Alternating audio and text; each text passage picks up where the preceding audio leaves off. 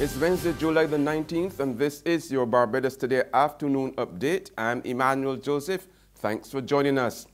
We begin with news of a shutdown of the critical Bridgetown Port.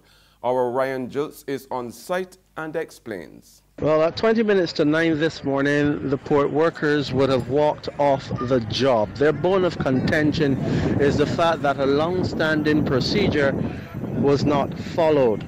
The issue at hand is that this morning the Carnival Fascination would have come in, and instead of the mooring team docking that tourist vessel, it is understood that the Barbados Defence Force Coast Guard Reserves would have completed that job. Now, Barbados Today investigations have revealed that the mooring group would have called in sick, and instead of what would normally obtain, that is the reserve group being called out, the soldiers, who some workers say were heavily armed, carried out the duties. Tony Moore, the Barbados Workers Union General Secretary, is here at the port and addressing the striking workers, and she said the port did not follow the process in trying to get other workers. What we saw, she said, is that a simple no-no took place in the port, whereby port work was being performed by people who are not port employees. She says the workers are out of the union, and workers need a reasonable response from the Barbados Port Inc. as to why they varied on the agreed practice. At present, the port's general manager, David Jean-Marie, is here and is seeking caucus with the BWU General Secretary, but at this time the workers are at lunch, and that is supposed to pick back up after that period. At the Bridgetown Port, for Barbados Today, I'm Ryan Jones. Thanks, Ryan. Meanwhile, public and private sector workers have started a sick-out. The action is in protest against government's austerity measures announced in the recent budget. The island's major trade unions have been pressing Prime Minister Francois Stewart to meet with them to discuss the issue. Meanwhile, unconfirmed reports state that the Transport Board drivers were expected to take the buses off the road sometime today. Labour Minister Dr. Esther Barsuku is reporting that the recent amnesty at the National Insurance Department has yielded a total of $11.7 million in outstanding contributions. Delinquent employers and self-employed individuals were granted a reprieve during October 2016 and March this year to pay up without having to pay the additional interest.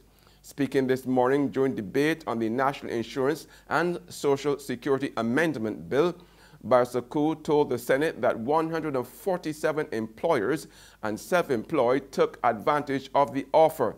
She also announced an extension of the amnesty for a further 6 months. A prominent local religious leader is dead. He is Archbishop of the Sons of God Apostolic Spiritual Baptist Church, Malcolm Bob. Archbishop Bob, who succeeded founder Dr. Granville Williams, who passed away in April 2014, died last night at the QEH. Barbadians will today learn more about the new U.S. strategy for greater engagement in the Caribbean.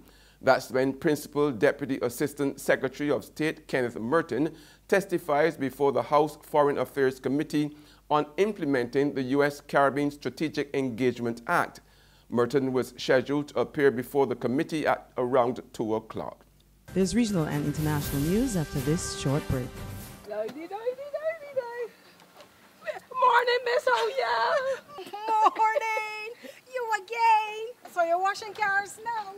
Well, I can't keep up with you at all. Yes, girl. You know they've got provision to sell it slow. And I don't sell nation newspapers at all because them don't sell. So I washing cars now. I like to get up before 8:30 because I can't take the hot sun. You want the car wash? No, not today. It clean. But you're going in very early though? Yeah, I just going early so I can read the Barbados Today online before work starts. Right. But you can still let me clean the window for the $2. At least it's still cheaper than the nation newspaper. All right. I got a special boo here that I got it shining. Thank you. Enjoy your day here. You too. All right. What that paper is? She can see clearly when the dirt is gone. The Barbados Today, news you can trust. Welcome back with news from the region now. While trade unions in Barbados ramp up their industrial action against government's austerity measures, their counterparts in neighboring Trinidad and Tobago continued a nationwide march through the streets of San Fernando Tuesday. They're calling for the government to stand up and take responsibility for the state of the nation's affairs and for the public to demand accountability. Yesterday's protest was the penultimate before the big culmination on August the 4th. President General of the Oilfields Workers Trade Union, Ansel Roger, says labor relations are at an all-time low in the country, noting that the Prime Minister has failed to meet with the unions all year. Roger says government has shown it does not care about labor issues, but according to the President General, that's not all it doesn't care about. There's no caring about labor issues or that Minister of Labor. And we know for a fact that your tenure there, a lot of people in the PNM are not happy about that. So just step aside. Do not risk putting yourself in danger or getting yourself hurt more than you feel hurt already. Mr. Roger says it is clear that the country has no real leadership, questioning how the Prime Minister could meet with the opposition leader to discuss issues of national importance when he has been saying she is unfit to run the country. And on the global front, questions are being raised about U.S. President Donald Trump talking to his Russian counterpart, Vladimir Putin, at the Hamburg G20 summit this month without his aides present. Ian Bremer, president of the U.S.-based Eurasia Group, says this is highly unusual. It is certainly true that at summit meetings you have little pull-asides between heads of state to discuss business all the time. A 1-hour pull-aside is highly unusual in any context. A 1-hour pull-aside between Putin and Trump where only the Kremlin translator is there, where we don't know what's discussed, given the uniqueness of the Russia-U.S. relationship. I mean, let's be clear. Trump has contradicted himself on foreign policy issues at one point in time or another on just about everything. China's a currency manipulator. No, it isn't. NATO's obsolete. No, it isn't. On and on and on. Except Russia. Except Putin. And it's precisely the fact that they have had to restate and correct the record on Trump and his team's level of engagement and nature of engagement with the Russians consistently over the course of this administration, and now is caught up in a pretty large investigation being led by Bob Mueller that makes the president, frankly and disturbingly, not credible. And that's news, but for the very latest, visit our website at www.barbadostoday.bb.